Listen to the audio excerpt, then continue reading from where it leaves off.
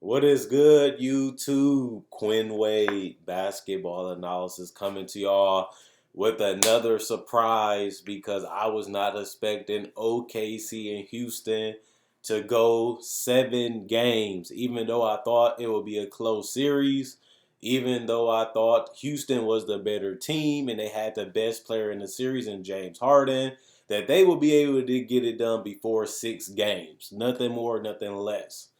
Instead, Houston finds themselves already on the brink of elimination because if they played the way they've been playing, they have a good possibility of going home.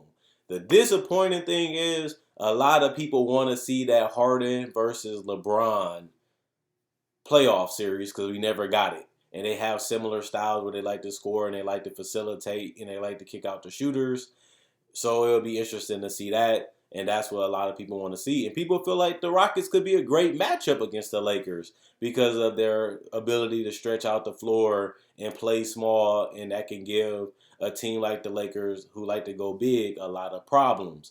But that's another story for another day. We're going to talk about OKC. CP3, the all NBA player. He should be the all star for the OKC, the lone all star for OKC, has continually stepped up in this series when his team needed him most. Whether it's in overtime, whether it's in the last 3 minutes of the game, Chris Paul could have crumbled. He could have let his team fail. Instead, he stepped up to the plate and showed why he's one of the best fourth quarter scorers this season with a dominant performance with 28 points and hitting the shots when it mattered the most to sink the Houston Rockets, including knocking down some free throws to push it up to where they couldn't really do anything.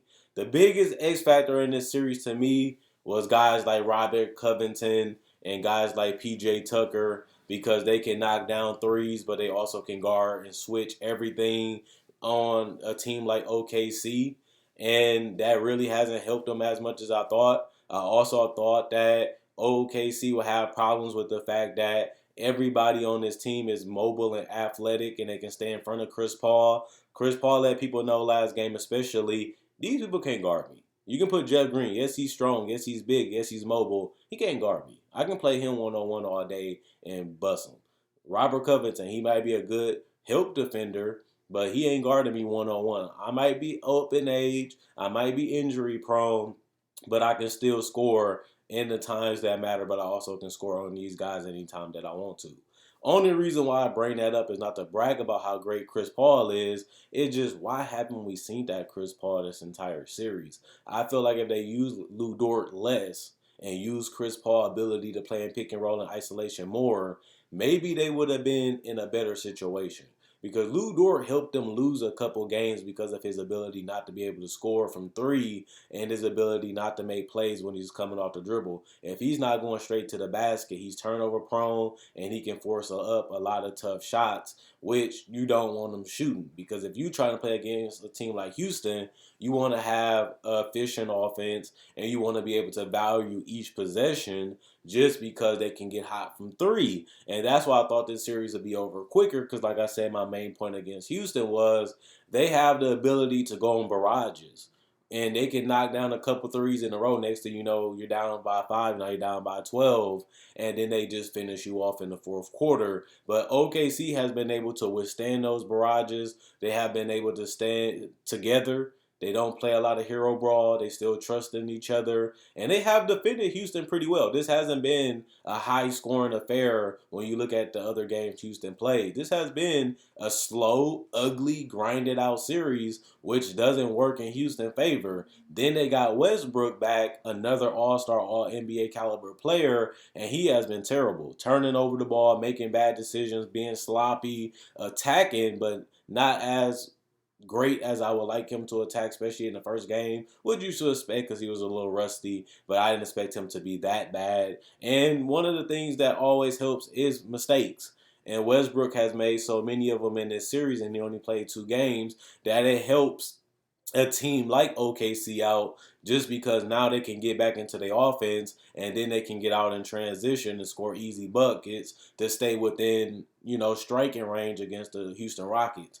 Now, I know the Rockets is a team that can shoot you in or shoot you out of a game, and I know that they might not have the most efficient offense. I know that James Harden has played well in this series, but just like everybody else, why Harden don't have the ball in his hands? If he's the best player on the court, if he can score on anybody on that team, why wouldn't you put the ball in your best player hands and live and die with that result, especially in a game 6 where if you close them out, you advance to the next round? I don't understand that from a coaching perspective. I don't understand that from even Harden, because Harden should have been demanding the ball. Once they start making mistakes, once the game was tied up, Harden should have been trying to say, give me the ball and let me get this game for us. That's what Chris Paul did, and he wasn't even aggressive throughout the whole series, and he wasn't even aggressive throughout the whole, games. Even this current game, he stepped up when it mattered, but that's what Harden should be doing. You should be trying to take this team to the second round and live and die with your best player. I never understood why that didn't happen. I think that that's a mistake just because now you one bad quarter, one injury away for possibly being eliminated because you have no time for error and all the pressure is on you because everybody felt that the Rockets should win this series. Everybody felt that the Rockets was the one team that nobody wants to play against, that nobody wants to see because of James Harden and Russell and their ability to attack the paint, score whenever they want to, but not only that, their three-point shooting and their ability to go so small that you have to get adjusted and you have to make some situations and some changes in your lineup that you might not want to make to compensate being able to guard the Rockets. But the Rockets haven't even looked that potent. They haven't even looked that amazing. Even the fact that they was up 3-2, I never was going crazy over the Rockets. I was like, okay, they playing good, but they never played great. They never played elite. And that's not a good look for them if they trying to do something serious. The last thing I want to say, though, is something that I don't really see enough people bringing up. And it is now getting to the point where what are you doing with James Harden? Is he really going to lead you to a title? I know James Harden. He's like a brother to me, and I love him. But it is getting to the point where season after season after season, you coming up short. Season after season after season, you're not getting to the NBA Finals at least. And they continue to put Dwight Howard, Chris Paul, now Russell Westbrook, and none of it honestly has worked to a championship level. I understand that they was up 3-2 with Chris Paul in that series, and he went down. But Andre Iguodala went down, and this is the killer part. They was up double digits in Game 6 and Game 7 of that Golden State series, and they found a way to blow those leads by the end of the game. So it's not like Chris Paul was the biggest factor. Yeah, he could have helped you make better decisions. Yeah, he could have got some good shots, and he could have made the offense a little bit more versatile because they wouldn't have relived on the three as much because Chris Paul would have added some free throw shooting, some mid-range, some floaters in there, and that might have been just enough to close out the Warriors. But James Harden was the best player on this team at that point and right now. And you still have to take some ownership of not being able to close out. If you able to get a lead like that on the Golden State Warriors, you should be able to finish that game in the fourth quarter if you really are MVP, if you really are the best one-on-one player in the league and the best scorer in the league. You should be able to find a way to close out Game 6 or Game 7 and get to the NBA Finals against a weak Cleveland team compared to the seasons prior. And I'm not turning against James Harden. I'm just saying it is getting to the point where you're in your 30s. We have tried multiple different coaches, Kevin McHale, D'Antoni. We have changed our style. We have changed the all-star players around you, and you haven't been able to get us at least to the NBA Finals as a franchise player. Now, I know his contract is signed, and I know that Russell Westbrook is going to be hard to move because of how big his contract is and his ability to be a guy that you have to fix your team to fit around him for it to work. And he still is not the greatest player to close with, which he has proven these last 2 games and throughout his whole career in the playoffs. And the fact that he hasn't been out of the first round since KD was there, even with Carmelo and Paul George and Steven Adams and Victor and all these guys, he still haven't been able to do it. And he has a chance to get eliminated again in the first round by the team that he left to join the team with the Rockets, who was supposed to be better for him than the Thunder and give him a better chance at a championship than the Thunder did. And that's why he wanted to go to Houston to play with James Harden to actually try to win the title. And that might end up getting snapped by OKC, who traded Harden and Westbrook to Houston, and now they have a chance to put both of them out at the same time, which is crazy now that you look at it years later. And with all that being said, it's a lot about this duo. How far can Russell and Harden take you? How much money they're making? It's going to be hard to change this roster. They literally traded Clint Capella to help them have a better chance with this roster and with this current duo to win a title. And now it don't look like they're going to get that far. I feel like the Lakers will beat them. I feel like the Clippers, which everybody felt like they was going to beat them anyway, will beat them. So I don't really know the purpose of this Russell trade besides to make Harden happy. But do you really want to make Harden happy when he's not delivering you the results of winning a championship? Eventually, like I said with Towns, you have to admit that maybe y'all not good enough. Maybe my player can't get us to that level. And eventually, they're going to have to give up on this Harden-Westbrook duo. But they're only getting older, is what I'm saying. Harden is no longer this 25-year-old star that's really obliterating the NBA whenever he wants to. Now he's one of the best top 5, top 10 players in the world, but he's getting older, and his window for a championship as the best player is closing. And if that happens within the next 2 to 3 years, Houston has to look at trading Harden. It sounds crazy now because he's so dominant and so amazing, and he's a top 3 MVP candidate this year. But like I said, again, with Denver, the goal is to win a championship. It's either you winning a championship or you're not. That's the expectation for Harden and the Rockets each and every year. And if they're not accomplishing that goal, they have failed. And with this duo, people don't feel like they was going to win it anyway, which is unfortunate.